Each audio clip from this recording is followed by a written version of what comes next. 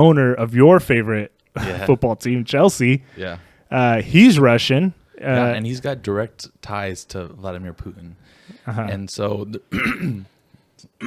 Are you choking up a little bit? You're just kind of tearing up. Oh, Chelsea. This could be the last cup for who knows how long. What did I say earlier? Protest Chelsea? Oh yeah, no, I ain't boycott Chelsea. No, thanks. I came to the soccer world late. I really didn't get into it after I graduated high school. Yeah. Like, as a kid, like I thought soccer was cool, but I didn't follow any soccer. Yeah. And I don't know what it was. And just in 2014, like I kind of got into soccer. And I don't know how I came across Chelsea, but I came across Chelsea, and it was fun to watch.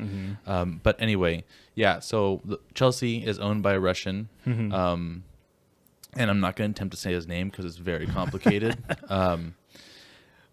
But essentially, a lot of people are saying that he needs to sell Chelsea now. Yeah. Chelsea's a $3.2 billion club. They're a huge club. Yeah, they're the third largest in England. But it's also, I mean, crazy to think of how, because Chelsea essentially has no history prior to him purchasing the club, right? Which was what, in like the early 2000s? It was 2001, I think he bought it.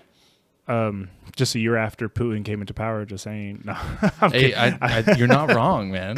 It might be 2004. Something like that. But it was early 2000s. And then just to build a club essentially from the ground up, kind of similar to what happened to City as of late.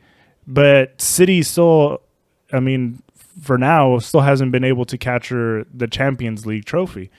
And Chelsea's already done it, Twice since 2012. And they made it to what? Three finals? Yeah. So, I mean, going back, I mean, that success that they were able to build there in such a short amount of time, that's pretty crazy. Yeah, and I don't know what his ties are with Putin and Russia. So that's why I'm just kind of like, man, just because you're friends of a political person doesn't necessarily mean that you should sell your team. I mean, like, this is this guy's his life, right?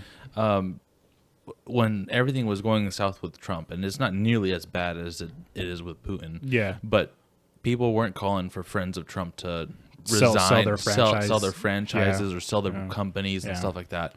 So I think it's a little far fetched. I think it's just an overreaction of sports fans that are. They just see that, hey, you're friends with, like, they're comparing Putin to Hitler right now. Yeah. You're friends or you're a colleague or whatever.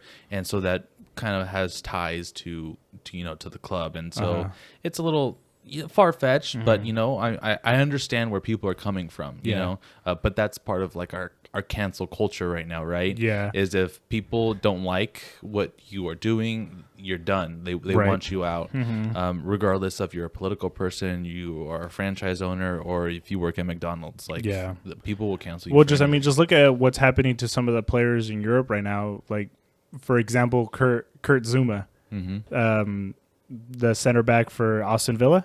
Yeah, he's with Aston Villa now. Aston Villa, yeah. Played for Chelsea for Chelsea for a while, right? Yeah. A French center back, and was caught on video kicking a cat.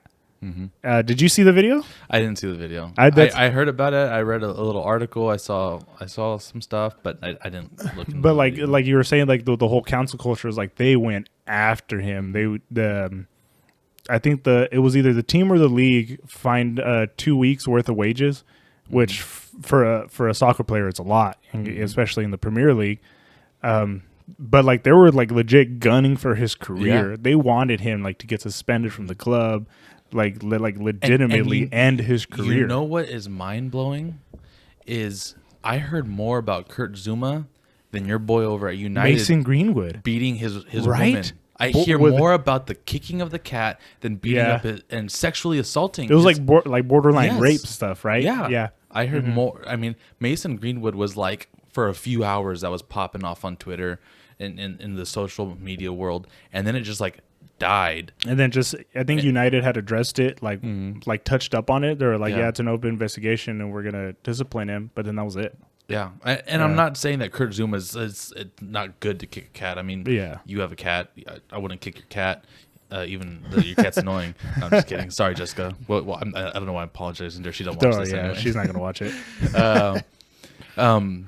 but yeah, it's kind of mind blowing that people can get hooked on one thing and you're done because of it goes against their views. And we'll talk a little bit later on about Phil Mickelson. Yeah, kind of along the same lines, not quite, but close.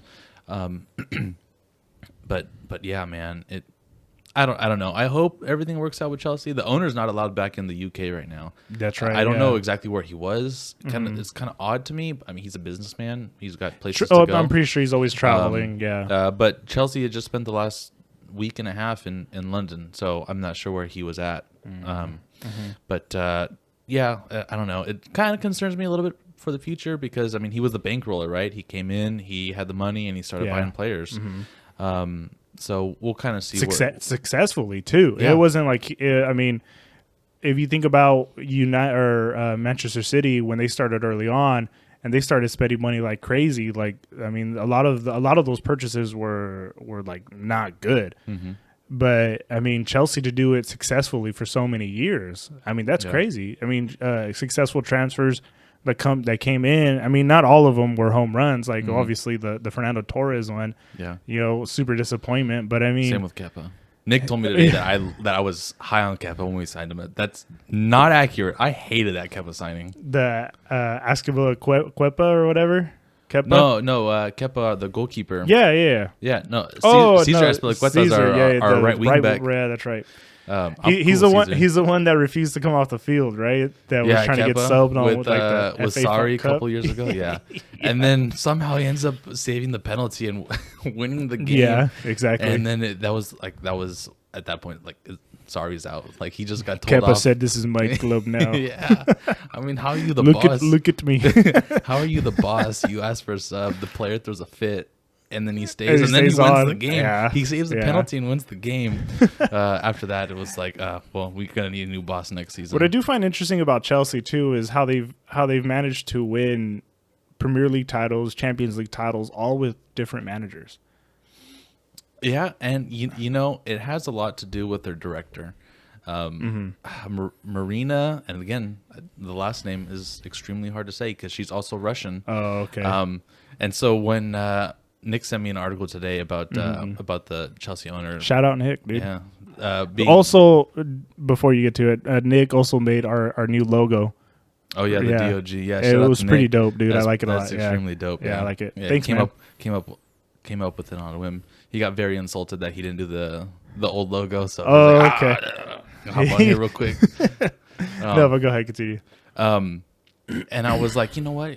If he sells the club, it's not the end of the world. Really, the director's the one that's pulling all the strings. She's just using his money to do it all. I'm sure they have a vision at the same time. Yeah. But she's got a vision, and she executes it with the new managers. I mean, Frank Lampard, I think, was a good manager. It just, or the system just didn't work for him and his players. And you took those same exact players with Tuchel, and we were European champions. Yeah. By we, I mean Chelsea. Chelsea was European champions. It's the same exact player. They didn't buy anyone else mid-season. Like it was just the same exact people into a different formation. Met the new coach's vision, and it was phenomenal. Yeah. I mean, something that Chelsea does really well is they're a really good defending team. And the first thing Tuchel did when he came in is move from a 4 defensive line to a 5. To the 5 in the back. It's 5 in the back, and you have 2 wing backs.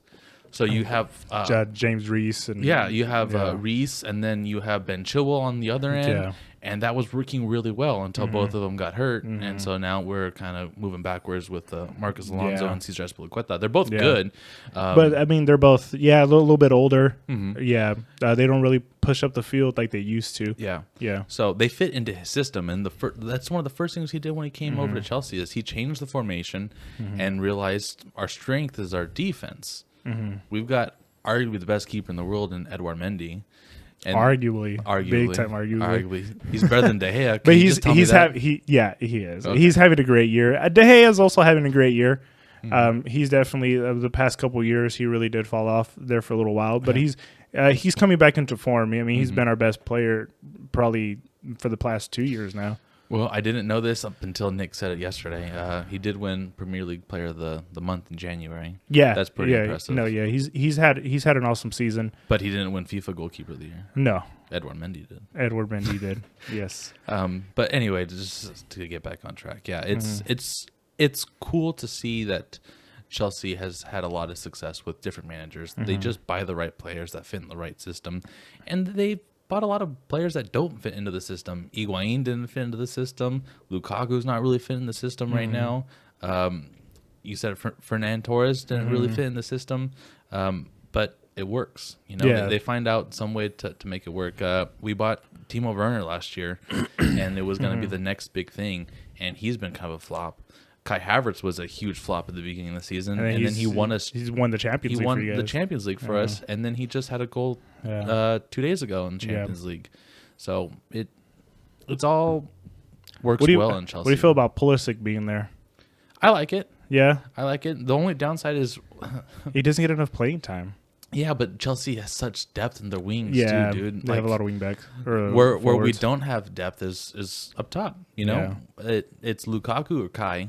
Timo's up there, but it's almost like Timo's saved for like FA Cup qualifiers. Yeah, you really don't have that established number 9 that's gonna go and score 30 goals for you in a season. And Kai is more of a midfielder by trait, and so to see him up there is different. It's kind of panning out a little bit. But he's not necessarily like that natural striker. Yeah, Chelsea's got a lot of depth in their midfield and a lot of depth in their defense. Yeah. I mean, you have Jorginho and N'Golo Kante and Kovacic, which is a real solid midfield. And then you've got a ton of wings with Mason Mount, Pulisic, Ziyech. I mean, there's a lot of depth there. Yeah.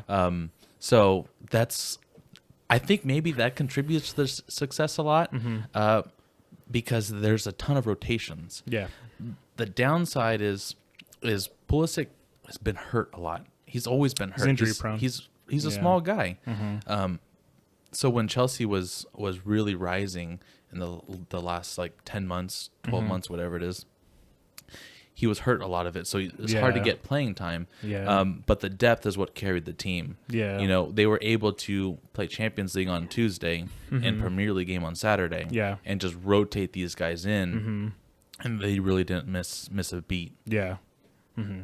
No, yeah, I mean, their success says a lot. But another question I wanted to ask you too, I mean, kind of tying it back to the Russia stuff, do you think this is going to somehow affect their finances now? With having the owner that they have, he's obviously probably not going to sell it. They're probably, maybe. I would assume that one of the first things that's going to happen is potentially be an audit.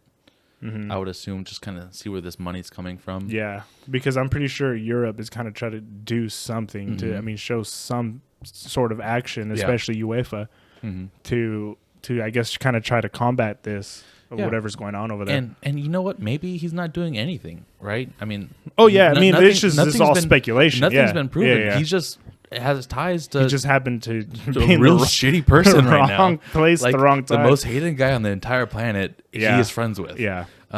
So you know, it's tough. Yeah, I've been there before. Damn, you and Hitler go way back, huh? Oh, you put that evil on my podcast, dude. How dare you? Keep that shit to yourself, Andrew. My bad. Yeah, you know, and it could be just detrimental to off-season purchases. Yeah, you could get guys that don't want to sign with Chelsea. Associate themselves with someone who's friends with an evil dictator. And it really sucks